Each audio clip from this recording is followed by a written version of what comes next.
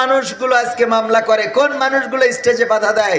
যেই মানুষগুলো আগে স্টেজের পাশে বসে ওয়াজ শুনতো আর বাহাবা দিত, সেই মানুষগুলো আবার এখন মামলা করে, সেই মানুষগুলো আবার এখন বাধা দেয়, সেই মানুষগুলো আবার নানানভাবে হয়রানি করে। আহা, এই কি আমাদের ভালোবাসা ছিল? তার মানে হলো স্বার্থের টান পড়লে কেউ কারো আপন থাকে, কেউ কারো আপন থাকে। নওগাঁতে একই পরিবারের 4 জনকে খুন করা হয়েছে, দেখেছেন না দেখেন নাই? একই পরিবারের 4 জন খুন। আরে, স্বামী এবং স্ত্রী 2 জনকে জবাহ করা হয়েছে। তাদের সন্তান, একজনের বয়স 10, আরেকজনের বয়স 3 বছর। এই 2টা সন্তানকে মাথায় আঘাত করে হত্যা করা হয়েছে। যতটুকু জানলাম পত্রিকায় এখন পর্যন্ত, সেটা হলো যার সন্তানকে হত্যা করেছে, যেই পুত্র এবং পুত্রবধূকে হত্যা করেছে, উনার 5 কন্যা 1 ছেলে সন্তান। 5 কন্যা 1 ছেলে সন্তান। কোনো এক জামাতা অর্থ সম্পদ নিয়ে, জমি জায়গা নিয়ে ঝামেলা করে এই কাজটা করেছে বলে আপাতত ধারণা করছে। আহারে, যেই জমিনের জন্য 4টা, তার মানে তার বংশকে নির্বংশ করা হলো।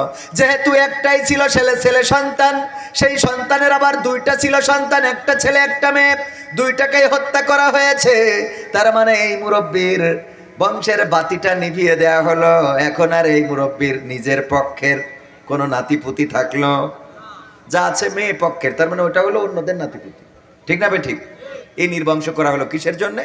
শুধুমাত্র জমিনের টানে, সম্পদের টানে, অর্থের টানে। আহারে, এই যদি হয় ভালোবাসা, আমার যুবকেরা, আমার কলিজার টুকরারা, যা চিন্তা করো। আমার ভাইজান বললেন রাস্তায় ফোন চালাচ্ছেন, এই ফোনটাও পড়ে থাকবে, এই ফোনটাও তোমার না। অ্যাক্সিডেন্ট করে দেখো, তোমার ফোন কই চলে যাবে টের পাবা না। তুমি হাসপাতালে যাওয়ার আগে তোমার ফোন পাতালে চলে যাবে। ঠিক না বে ঠিক? মানি ব্যাগটা থাকে না, বাইকটা থাকে না। বাইকটা এখন ওইভাবে হয়তো নেয় না, কিন্তু মানি ব্যাগ, ফোন, এগুলো, আর এই ভালোবাসার জিনিসগুলো থাকবে না। একটু 19 থেকে 20 হইলে প্রেমিকাও তো থাকে না, আর 18 থেকে 20 হইলে বউ থাকে না। 19 থেকে 20 হইলে প্রেমিকা থাকে না, আর 18 থেকে 20 হইলে বউও থাকে না, বউও চলে যায়। সেও চিন্তা করে তোমার ঘর করব কেন। সেদিন একজন দেখলাম ভিডিওই বলতেছে যে কালকে একটা জিনিস নিয়ে যাইতে কইছে, এটার দাম 50 টাকা, নিয়ে যাইতে পারি না। স্ত্রী 35 বছরের সংসার, কয় তোমার সাথে সংসার করা হবে না। 50 টাকার একটা জিনিস নিতে পারি নাই, তাই কয় তোমার সাথে সংসার করা হবে না। আরে, এখন এই যে আমার ভাইজান প্রধান অতিথি অনেক কথা বললেন, প্রেম বাড়ছে, পরকীয়া বাড়ছে, একে অপরের সাথে চলে যাচ্ছে, ভেগে যাচ্ছে। এগুলো হচ্ছে ফোনের কারণে শুধু? আপনার তাই মনে হয়? শুধু ফোনের কারণে নয়, এটা অতীতেও ছিল, কিন্তু ফোন একটু সহজ করে দিয়েছে। কি করে দিয়েছে? সহজ করে দিয়েছে। আগেও অপরাধ ছিল না এরকম না। যেমন আমার ভাইজান বললেন, প্রতি বছর যদি 2 জন করেও মুসাল্লি হইতো, তাও 12তম মাহফিল 24 জন মুসাল্লি হয়ে যেত। ঠিক কিনা? তো 12 বছর এই মাহফিলটা হয় বলে হয়তো মসজিদে এখনো কিছু মুসাল্লি আছে, তা না হলে ওগুলোও বেরোয় যেত। কথা কয় না? ওগুলোও হয়তো পাওয়া যেত। কিছু তো অন্তত কাজ হয়, একদম কাজ হয় না এরকম না। আমাদের কিছু টাকা পয়সা হয়, আমরা কিছু খাইতে পারি। কথা কয় না? এই ওসিলায় বাদাম বিক্রেতারা, এই যে চটপটি কটকটি, ওরাও টার্গেটে থাকে হুজুরের কানে মাহফিল হবে, তাই না? ওদেরও কিছু বেচা কিনা হয়। প্রজেক্টর যে ভাড়া দেয়, এই ওসিলায় তার ভাড়াটা চলে। ওখানে একটা প্রজেক্টর লাগাই দিয়েছে, মা বোনদের কিছু পয়সা হয় না, কিছু তো রুজি হয়, কিছু তো হয়। আবার এই ওসিলায় প্রেমিকারে বলে বাদাম কিনে দিবা না, আইসেন। হ্যাঁ, মজা পাইলেন না?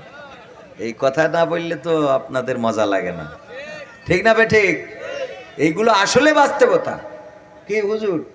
এগুলো বাস্তবতা। যাই হোক, জোয়ালা পাড়পাড়া জামে মসজিদের উদ্যোগে আয়োজিত 12তম তাফসিরুল কোরআন মাহফিলের সম্মানিত সভাপতি, আমার পাশেই বসা জনাব মোহাম্মদ আলী শেখ সাহেব, যিনি সভাপতি পাড়পাড়া জামে মসজিদ। আল্লাহ রাব্বুল আলামিন আমাদের মুহতারামকে হায়াতে তাইয়্যিবা নসিব করে দিন, পড়ছি আমিন। এছাড়া প্রধান অতিথির আসন অলঙ্কৃত করেছেন জনাব মোহাম্মদ কামরুল ইসলাম পাড়। উনাকে কেন্দ্র করে পাড়পাড়া নাকি? ও, এটা পাড় ওনার পদবী। আলহামদুলিল্লাহ। না, আমি পাড়পাড়া তো যাই হোক, সহকারী অধ্যাপক ডিআরএমএম ইউনাইটেড আইডিয়াল কলেজ সাতক্ষীরা। এছাড়া বিশেষ বক্তার আলোচনা করেছেন হযরত মাওলানা মোহাম্মদ শামীম রেজা সিদ্দিকী হাফিজাউল্লাহ, যিনি দারুণ আলোচনা করছিলেন আপনাদের মাঝে। পরিচালনায় রয়েছেন হযরত মাওলানা দেলোয়ার হোসেন সাহেব, যিনি আরবি প্রভাষক, নাংলা PSJ ফাজিল মাদ্রাসা। এছাড়া স্টেজে আরো গণ্যমান্য ব্যক্তিবর্গ আছেন। আমার সামনে আজকের মাহফিলের প্রধান আকর্ষণ, আপনারা না থাকলে মাহফিলটা সুন্দর হতো। আমার পাশে দাঁড়ানো কলিজার টুকরা যুবকেরা, যাদের এখনো এনার্জি আছে, 1 ঘন্টা 1.5 ঘন্টা দাঁড়িয়ে থাকলেও কোনো অসুবিধা হয়